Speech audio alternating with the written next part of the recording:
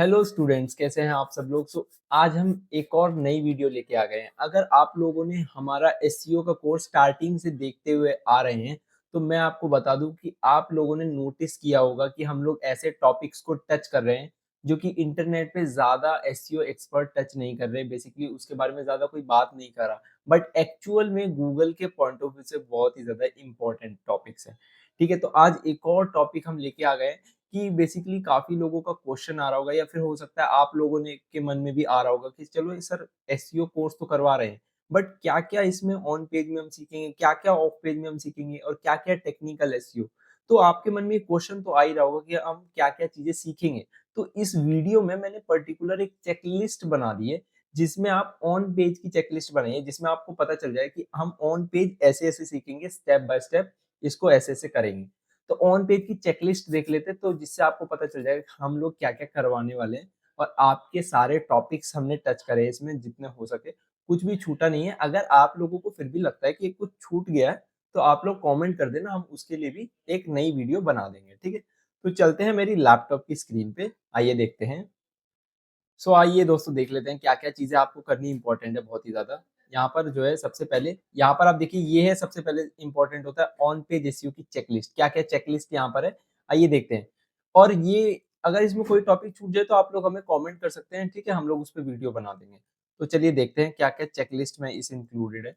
तो सबसे पहली चीज़ है content quality and relevance. Content की क्वालिटी सबसे ज़्यादा इम्पोर्टेंट है। देखिए, जब आप कीवर्ड रिसर्च कर लेते हैं, कीवर्ड रिसर्च करने के बाद ऑब्वियसली आप कीवर्ड के अकॉर्डिंग ही अपना कंटेंट प्लान करते हैं, बट क्या वो कंटेंट क्वालिटी है, उस कंटेंट में क्वालिटी है, क्या वो क्वालिटी कंटेंट है, किसके अकॉर्डिंग?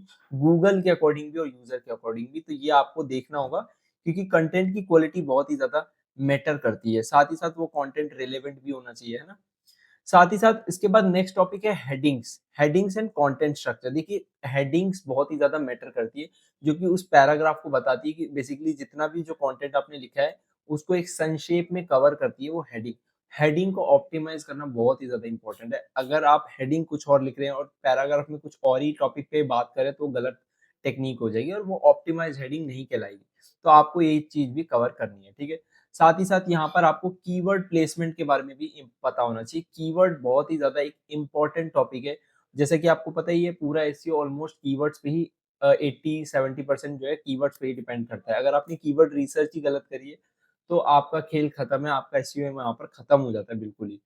ठीक है, तो आपको कीवर्ड को प्लेस करना भी आना चाहिए कि गूगल कहाँ पर जो है हमें ऐसे कीवर्ड किस तरीके से प्लेस किए जाए कि आपकी रैंकिंग फास्टली आए। देखिए, मैं ऐसा नहीं कह रहा सिर्फ कीवर्ड के बेस पे ही पूरा एसईओ हो जाता है, बट कीवर्ड बहुत ही ज़्यादा मैटर करते हैं, ठीक है?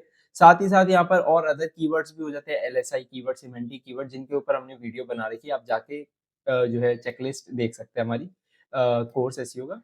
साथ ही साथ यहाँ पर जो है उसके बाद मेटा डेटा ऑप्टिमाइजेशन आ जाता है। Meta data, title tags and meta data optimisation, ठीक है? तो इसके ऊपर भी हमने यहाँ पर वीडियो बना रखी है, जो कि आप जाके कंटेंट में चेक कर सकते हैं। इसके बाद इंटरनल लिंकिंग किस तरीके से की जाती है, ये बहुत ही ज़्यादा एक इम्पोर्टेंट टॉपिक है। ठीक है, तो ये सारे कुछ इम्पोर्टेंट टॉपिक्स हैं। ये आप कह सकते हैं एक तरीके से बेसिक कांसेप्ट्स है, जो कि बहुत ही ज़्यादा इम्पोर्टेंट है। ठीक है, अब इनमें से हमने काफ़ी चीज़ों पे वीडियो बना रखी है, काफ़ी चीज़ों पे हो सकता है एक आध टॉपिक्स पे नहीं बनाई, तो उसपे हम आगे आने वाली चीज़ों में बनाने वाले हैं, ठीक है? और यहाँ पर कौन-कौन से टॉपिक्स हैं जो कवर करना बहुत ही ज़्यादा इम्पोर्टेंट है। तो ये कुछ advanced SE on page SEO signals हैं, जो कि गूगल को बताते हैं कि इनका कंटेंट बेस्ट है। इनका बेस्ट नहीं है, इनका बेस्ट है, तो उनको वो ज़्यादा रैंकिंग प्रोवाइड कराता है। जो कि होता है आउटबाउंड लिंक्स, किस तरीके से आउटबाउंड लिंक्स को ऑप्टिमाइज़ करा जाता है। इमेज ऑप्टिमाइज़ेशन, जो आपकी वेबसाइट पे इमेजेस बहुत ज़्यादा मैटर करती है, जिसकी वजह से वेबसाइट की स्पीड बढ़ जाती है, घट भी जाती है, ठीक है? और इमेज से भी हमें ट्रैफिक मिलता है। गूगल पे इमेजेस भी रैंक करती है। तो इमेज बहुत ही ज़्यादा एक इम्पोर्टेंट पार्ट है ना? साथ ही साथ आपकी वेबसाइट मोबाइल फ्रेंडली भी होनी चाहिए, बहुत ज़्यादा इम्पोर्टेंट है। आजकल 90% लोग ऑलमोस्ट मोबाइल ही यूज़ करते हैं। हर सड़क पे कोई भी चल रहा है, कोई भी पर्सन, तो वो मोबाइल ही यूज़ कर रहा है, वो लैपटॉप नहीं यूज़ कर रहा है ना? तो ये बहुत ज़्यादा इम्पोर्टेंट है कि आपकी वेबसाइट मोबाइल फ्रेंडली हो, है ना? साथ ही साथ यहाँ पर आपकी वेबसाइट जो है फास्ट होनी चाहिए, जिसके लिए हमें पेज स्पीड, परफॉर्मेंस के बारे में समझना पड़ेगा, क्या-क्या फैक्टर्स उसके होते हैं ना? साथ ही साथ यहाँ पर स्कीमा मार्कअप एक और एडवांस्ड एसईओ का कांसेप्ट, जो कि बहुत ही ज़्यादा इम्पोर्टेंट है, जिस पे ज़्यादातर लोग बात नहीं कर रहे। बट अब एआई के आने के बाद और साथ ही साथ गूगल का एआई ओवरव्यू जो आ चुका है, उसके बाद आपके लिए स्कीमा मार्कअप बहुत ही ज़्यादा मैटर करते हैं। ठीक है? और ऑब्वियसली एचटीटीपीएस होना चाहिए आपकी वेबसाइट पे, सिक्योर वेबसाइट को ही गूगल कंसीडर करेगा आज के समय। और रीडेबिलिटी, यूज़र एक्सपीरियंस, देखिए गूगल की काफ़ी सारी अब एल्गोरिदम्स बन गई है, जिसमें गूगल जो है सिर्फ़ बेसिकली एसईओ पे ही डिपेंड नहीं करता, वो यूज़र के सिग्नल्स को भी देखता है, कि यूज़र क्या सिग्नल देता है, कि बेसिकली यूज़र को कंटेंट पसंद आ रहा है कि नहीं आ रहा है ना? ये सारी चीज़ें भी वो देखता है, यूज़र के सिग्नल को नोटिस करता है, कि यूज़र कैसे बिहेव कर रहा है आपके कंटेंट पे।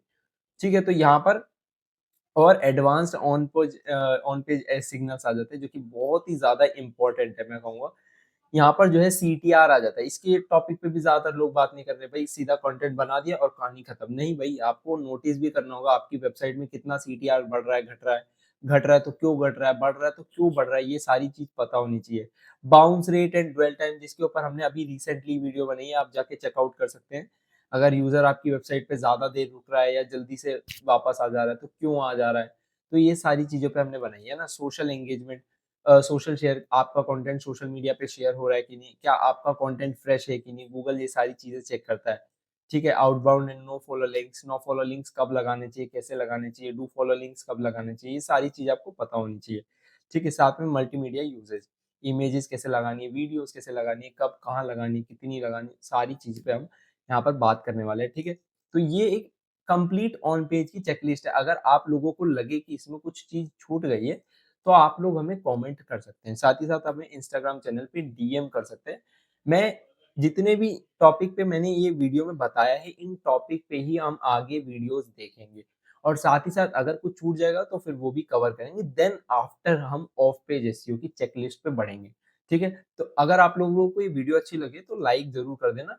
ठीक है? क्योंकि ऑब्वियसली वीडियो बनाने में काफ़ी ज़्यादा मेहनत लगती है। और चैनल पे नए हो तो सब्सक्राइब ज़रूर कर लेना। मिलते हैं अगली वीडियो में। Thanks for watching, bye.